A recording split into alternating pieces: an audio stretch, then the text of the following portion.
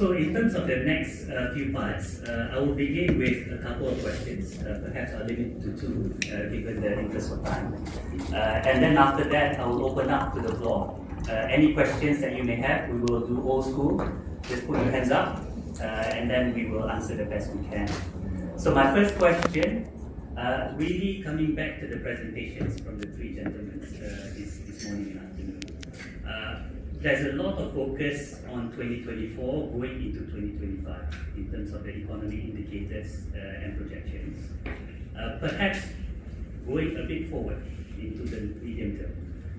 There are good indicators that we read through the presentation about coming into an upcycle, whether it's an electronic upcycle or investment upcycle. There's also some mention about stars are aligning, which means there shouldn't be an eclipse coming immediately after that. So there's good indicators that this will be sustained over the long term, longer term rather than long term. But at the same time, outside ASEAN, I think Anand mentioned about Europe and US, there are some challenges and deceleration. So a question to the three panelists, maybe I'll start with Anand first. What do you see in terms of the medium term forecast in terms of economic innovation? I think to me the biggest opportunity for Malaysia to maintain this plus 5% growth, which is very impressive for sort of a middle income trapped country, and to get us into developed market status, is to do more in our own backyard. There's been a lot of I would think distraction with BRICS over the past by the government, in terms of wanting to be a member and trying to get more out of BRICS. That's really, to me, it's BRICS is nowhere as cohesive or as important a body to Malaysia as ASEAN, as our own backyard. And when you look at the opportunities still within ASEAN integration, it's massive. We've done a research report 2 months ago looking at the ASEAN Economic Community, and it really struck us. When you look at intra-ASEAN FDI, ASEAN countries investing in other ASEAN countries, or intra-ASEAN trade, the ratios are half of what they are in the EU. They are half of what they are in NAFTA, which is now the USMCC. So why is ASEAN not doing more to integrate with our fellow neighbors and reap the benefits which the EU, the US, Mexico, and Canada have done so well to elevate their economic potential? So I think for the medium term, that's where our focus should be, in our own backyard, and that also extends to what Tan Sri was saying about fixing the inefficiencies in the Malaysian economy, and a lot of that has to do with institutions and processes like IPOs. We fix those, and you have a lot of quick wins, and all of that. The best part is all of that is not dependent on who's in the White House. It's all up to us. So I fully agree that we should do more within the context of ASEAN integration, and there's great potential. But to me, that shouldn't be mutually exclusive to all the other efforts of diversifying our economy. So I think I'm supportive of the move towards becoming a BRICS member. To me, again, Malaysia can be part of many trade agreements and agreements, but do so in a manner which doesn't alienate any of the groupings. And I think diversifying the structure of our economy, diversifying our export markets, diversifying the currencies that we trade to reduce our dependence on any particular currency. I think that's important and should be continued. Thank you. You see, Malaysia is getting everything right. If you look around the region, Indonesia has trouble in attracting FDIs. Singapore has hit its capacity limit. South Korea is politically unstable. Malaysia, has all the pluses for now. So it's really up to us to harvest those pluses. We have the land, we have the energy, we have the water, we have the people, highly skilled workforce. So everything is there to be harvested, and we need to capitalize on that. And we are neutral. We are the in-betweens between the US and China. So we need to play that neutrality to our advantage. Thank you. Thank you very much for the response and sharing. My second question come back to Tan Sri's comment about raising the floor. Perhaps a little bit in terms of socio-economic matters and the focus. There's many initiatives already been introduced by the government, whether it's on education, public transport, more targeted subsidies. But perhaps we can focus on a couple of matters. One you mentioned about wages. And the second one, of course, a more sustainable manner in terms of empowering SMEs. There's many initiatives, as Anand mentioned, by NIB and EDR. Maybe we can share some insights in terms of how SMEs can participate in terms of the investment upcycle and therefore raising the floor. Maybe I'll start with Tan Sri. Okay, so obviously the MSMEs from micro to SMEs, they are all part and parcel of the value chain. And I think the good thing about Malaysia is that my view is that this is quite connected. And you can look at the E&E sector, for example. So where we've seen many spillovers from the E&E companies in Penang, for example, way down to all those various processors and suppliers. What we need to do is to continue to make sure that those, maybe two things. One is actually they will continue to have access to financing.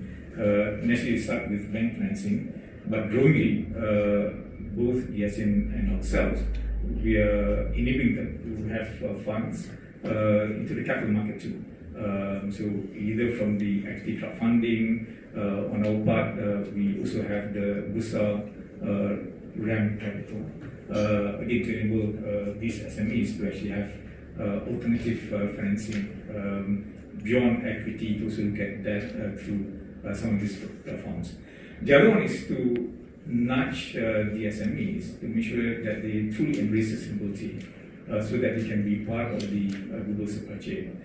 And on our part, again, we are developing the platform, what we call the centralized sustainability intelligence platform, where it will be a common platform for reporting of data.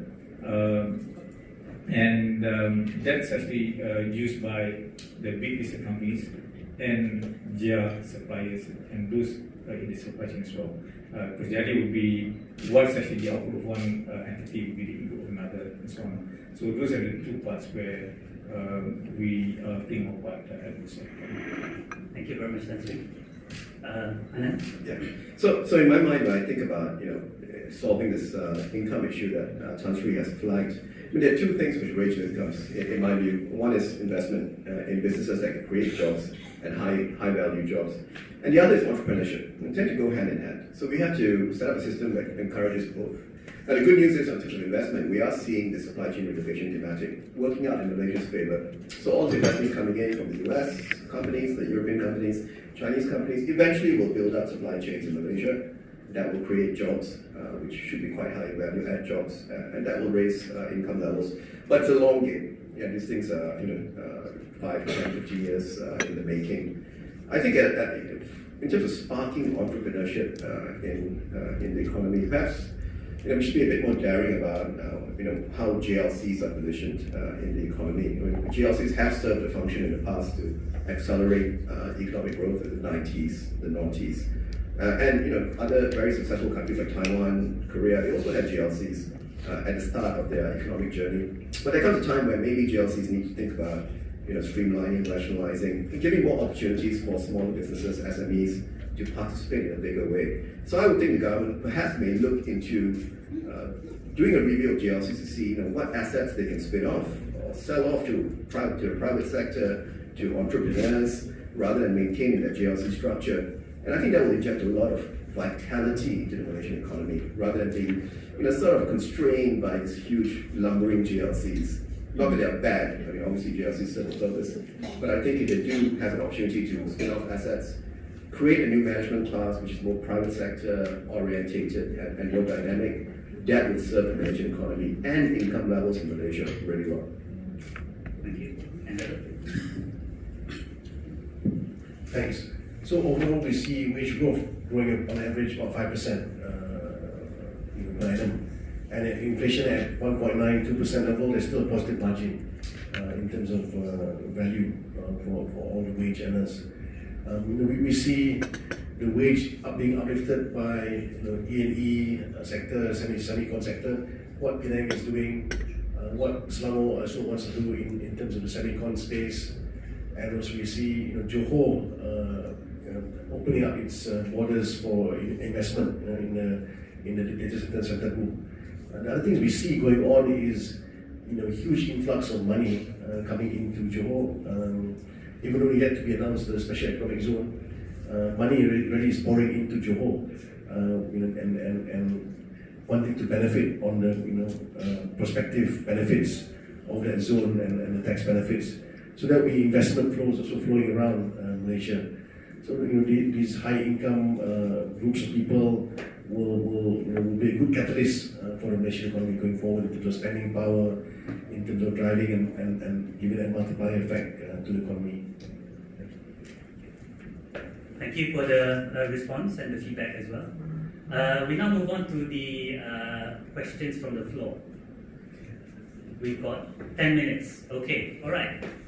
Kishan at the back. Do we have microphones? I don't need a microphone, my voice is loud enough. All right. Let's just say one fine day, Trump wakes up from the wrong side of the bed and presses the nuclear button. Which chances are he may, and he will.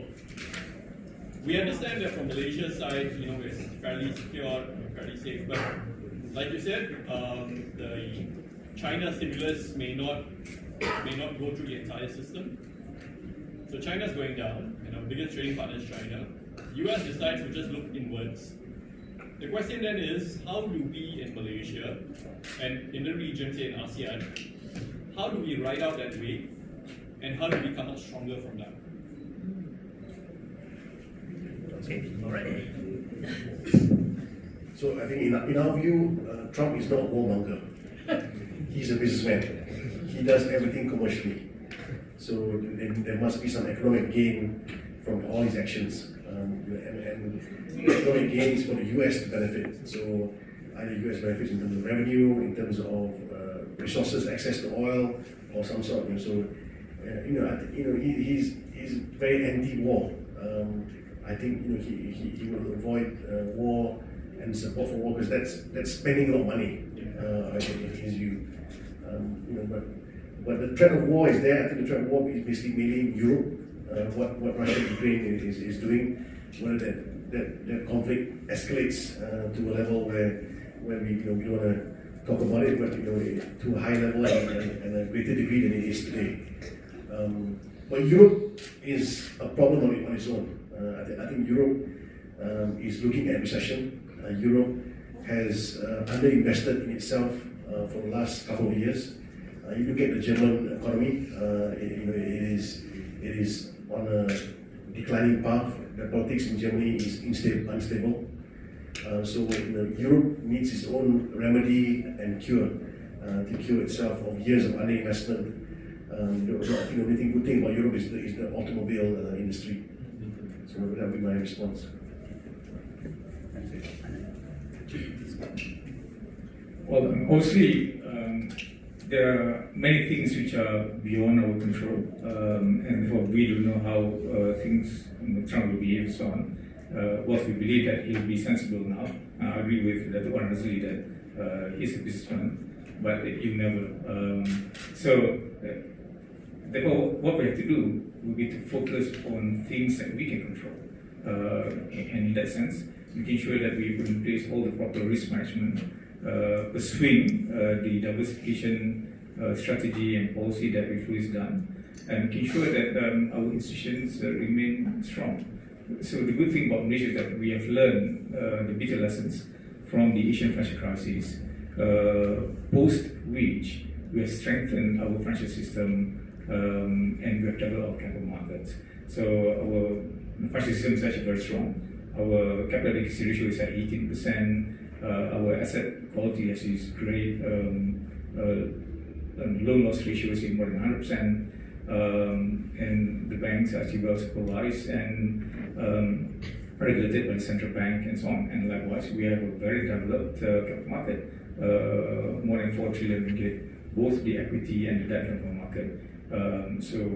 And our corporates are not as over leveraged as we used to be in the past. And there's always that the proper mismatch of asset and liabilities, as well as the duration risk as well.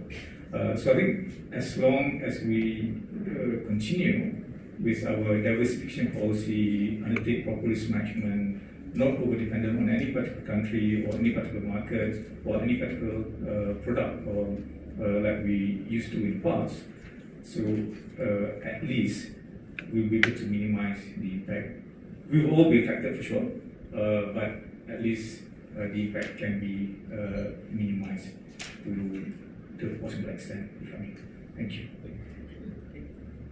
Yeah. No, just very quick add. As per my last Venn diagram, which should stay with you forever because it's a Venn diagram, we have options, and the US is not the only game in town when it comes to trade. We are part of RCEP, where China is a member as well. We are part of the CPTPP. That's another 15% of GDP. So collectively, CPTPP and RCEP, 45% of GDP. But the journey in these trade agreements are just beginning. Yeah, we signed these agreements in the last decade, and the promised tariff declines and ease of trade have not crystallized in a big way yet. So I would say we should focus on accelerating the benefits from those trade partnerships, which do not involve the US in a direct way at all. And of course, we should look at ASEAN, right? As I've mentioned before, I'm a big fan of ASEAN. There's a lot of potential here as well. So I would look at Malaysia like a P&L. Revenues are going to be a bit tougher because the US is going to do a lot of strange stuff potentially that would affect the market environment. So what do you do when you're a company with a tough market environment? You look internally to create efficiencies. Look at your cost lines. Look at your institutions. Look at how we do things in Malaysia. Break some taboos. Make some bold moves. So I think between those two, looking at internal efficiencies and leveraging our existing trade partnerships more aggressively, and we have a lot of them, we should be okay. Also, just a point to add, the US has been in trade deficit since 1975. Even if they put the economic nuclear in terms of no imports, they can't, because they're just consuming more than they produce. So they just have to import from somewhere. So the next best country other than China will probably be the one that is going to benefit you. Okay, next question, please. Yes. I have a question for Tan Sri. You said the processing time is getting more efficient. I mean, you got a call from the boss saying that you need to be more efficient, right? So what is like currently and also going for the public I'm hearing from the staff. Yeah, sorry. So there wasn't a phone call. It was actually an encouragement of a nudge by the Prime Minister when he attended our investment program. Honestly, we've always been working on it, and that encouragement by the Prime Minister certainly made us work harder. And we improve our processes, we enhance our engagement level, we boosted our resources to be able to be more efficient. And as I mentioned, with greater certainty of getting approval within a certain period, that facilitated better planning on the part of the potential listed issuers. Because as I said in the past, there was this worry that they go in with their audited numbers, then if the process and the queries go back and forth between the issuer, advisors, and the exchange takes a longer time, then they may end up having to do another audit before they issue the prospectus. So again, that shortening of the period certainly tremendously helped. But of course, that's not the only factor. There are also various other factors.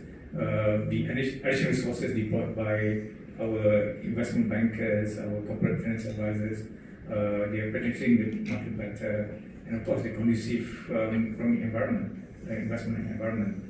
All this contributed to the higher number of IPOs that we had this year, and hopefully next year too. Thank you. Next question, please. Yes, me. Do we have any details of what type of data centers that are coming into Malaysia? Do we have them split by the number of employment that is coming in? Because data centers range, from the cold storage that we just do IT based only to full-on suite, heavy employed people. So what it is how is it impacting Malaysia in terms of employment? Are we getting enough people to be able to service those data centers, especially with engineers and staff to fulfill what we need there? Yeah, no, thanks for the question. Actually, you should give me your card later because we have a big report on data centers we did about 2 months ago, which has all the details, which I can't remember offhand, but yes, we did cover that investment thematic in great detail. I think the pushback on data centers is, they use up a lot of resources, right? Power, water, and they don't really employ a lot of people, like 3 people running a data center. It's not a huge boost to employment at least. But the great hope is, this will have spillover effects into other supply chain industries down the road, and that will create more economic value add for the country. And certainly we can improve some aspects of data center investment by, say, getting them to be more committed to using renewable energy, perhaps, in their investments. So I think there's been quite a big rejection rate. So we're not accepting all data centers, but we're expecting ones that that make more sense for the economy. But yeah, I do agree. Anyway, in terms of, at least on the technical expertise perspective, Malaysia can do a lot more. I mean, the one thing you hear from every tech company in Malaysia is no talent. We can't find enough talent. Well, there's plenty of talent just across our doorstep. Yeah, just like Singapore takes talent from Malaysia. Yeah, Singapore is back to Malaysia from that perspective. We should take talent from the rest of ASEAN, right? As I mentioned before, we've got talented engineers in the Philippines, Indonesia, Thailand. Why don't we keep them, get them here? Put them in Penang. Improve the human capital flow within ASEAN to our benefit. The Johor Singapore Special Economic Zone gives us that opportunity. So I really hope we will take that opportunity and we will kill a lot of birds with one stone. Yeah. But give me a card later, I'll send you that report. I think off the top of my head, more than 100 new data centers have mushroomed in Johor. Yeah? But and that has caused property prices to escalate up in Johor. Landowners will benefit. They get higher value for the property, and what they do and reinvest and add value to their future investments. That is what matters in the future. But Johor is doing a number of things. One is the special economic zone to attract trust money, family trust money, and investment money into Johor. That will spur the financial industry within Johor. The new RTS, the train connecting JB to Singapore, that expected to 10,000 passengers one way per hour to cross into JB. So there's a huge influx of consumers, of workers traveling to and fro to Johor. So that's another opening up of spending, of tourism within the state of Johor. So all these, I think we see a lot of property prices going to be elevated. The demand for apartments within the city centre of JB is all rising. Every single project launch is sold out in JB, and whether those are workers wanting to be close to the RTS infrastructure, and then you can travel into Johor and work and earn Sing dollars in the income. So these are a number of things that the Johor state is doing, and this will spur the economic growth for the next few years to come, until the next thing is done. Perhaps just one final question. Okay, the lady. There's two, maybe just quick ones. Yeah, quick ones. Okay, Yeah. all right. Yep. Oh, you go. Ladies first, yes.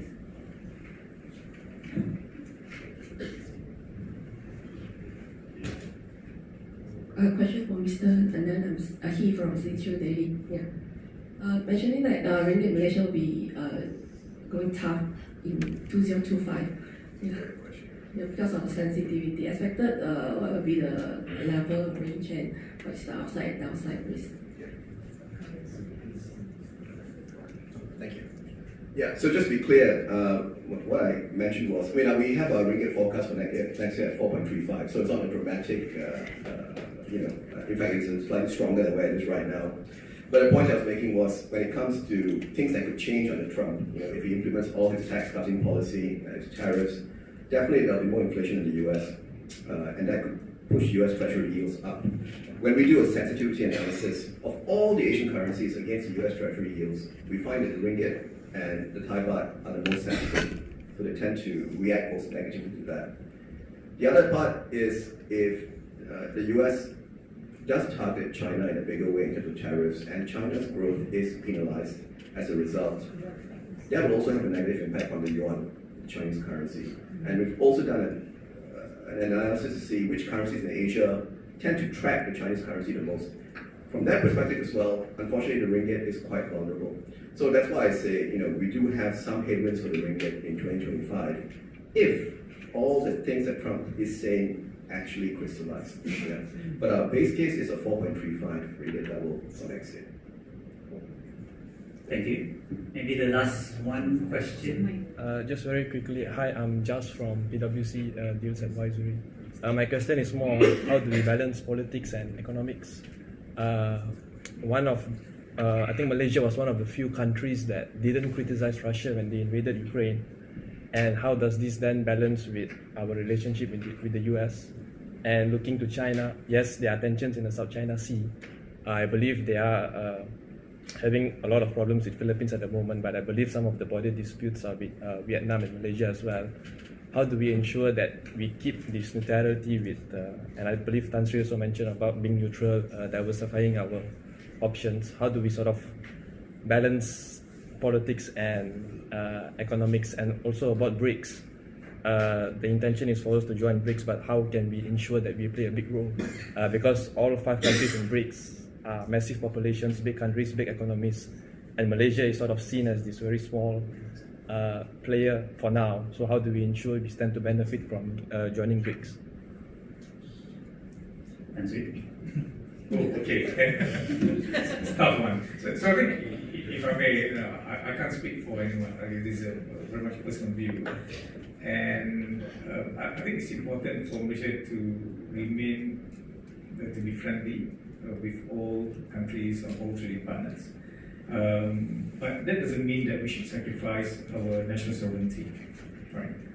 So when it comes to the overlapping claims in South China Sea, so I think that's something which Malaysia, like other ASEAN countries with similar issue, will have to actually defend. But we do it in a manner guided by international laws and so on. So I think that's something which I think will continue to be pursued and should be pursued. Now, when it comes to being part of trade groupings, trade blocs, bilateral agreements and so on, I think, again, those should not be mutually exclusive. So we can be part of ASEAN. At the same time, we are APEC, we are CPTPP member, and we can be BRICS member. And BRICS have got both China and India. So China is really our largest trading partner.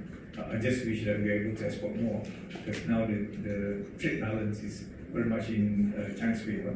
But India is another promising country with great potential. So again, being part of BRICS will, I suppose, strengthen that relationship further, not to the point of limiting the other parts.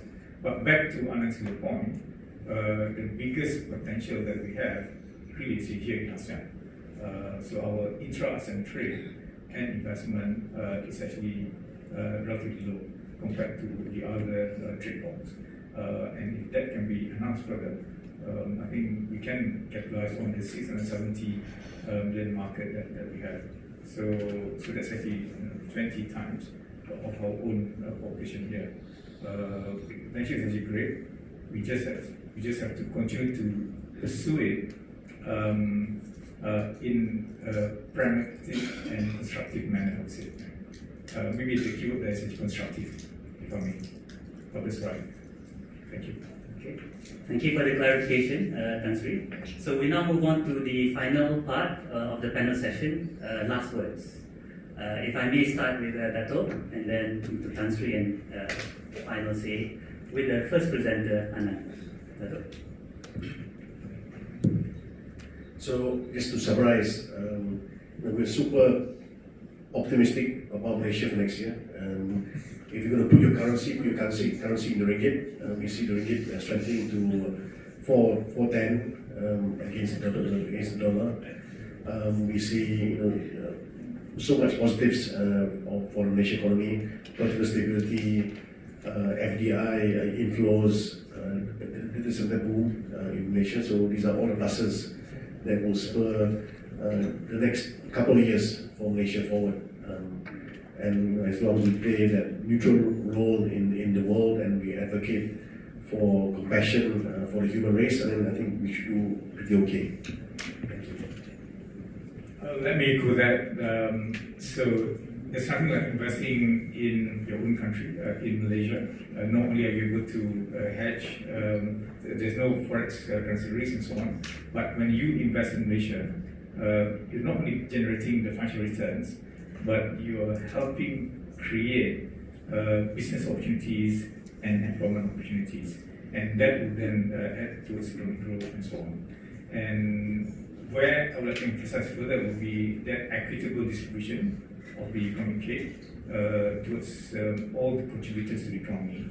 So today, my view is actually there's a disproportionately low return to the providers of labor, which I think deserve much higher. So the request being to businesses and to investors would be truly embrace sustainability, and that as part, the social equity part, is something that we've not spoken enough.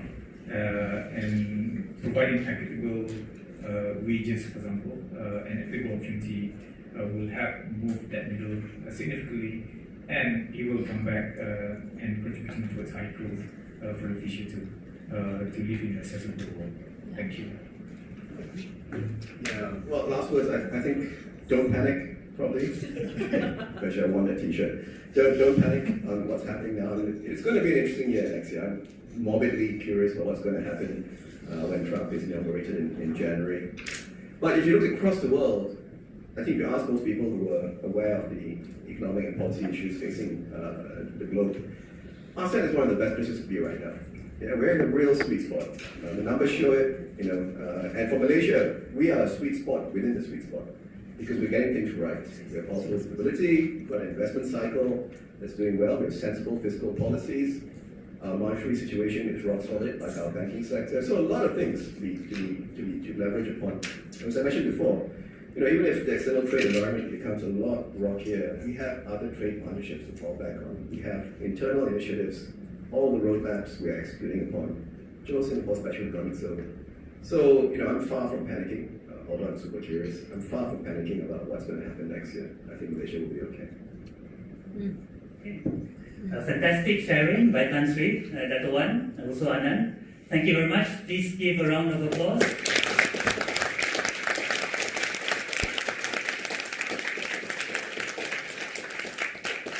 Thank you very much, Dr.